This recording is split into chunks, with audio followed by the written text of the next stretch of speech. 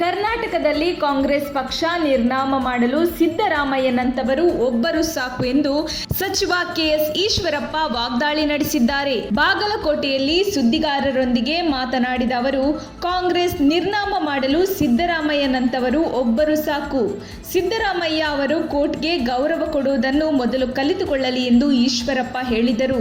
ಜರಾಸಂಧನಿಗೆ 100 ತಪ್ಪು ಮಾಡಿದಾಗ ಶಿಕ್ಷೆ ಆಯಿತು ಅಂತಾರಲ್ಲ, ಹಾಗೆ ಸಿದ್ದರಾಮಯ್ಯರದು 100 ತಪ್ಪಾಯಿತು.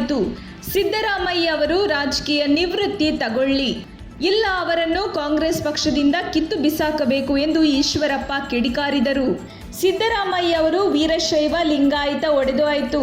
ಈಗ ಸ್ವಾಮೀಜಿಗಳಲ್ಲಿ ಹಿರಿಯ ಸ್ವಾಮೀಜಿಗಳು ಕಿರಿಯ ಸ್ವಾಮೀಜಿಗಳು ಎಂದು ಒಡೆಯುವ ಪ್ರಯತ್ನವನ್ನು ನಡೆಸುತ್ತಿದ್ದಾರೆ ಎಂದು ಆಕ್ರೋಶ ವ್ಯಕ್ತಪಡಿಸಿದರು.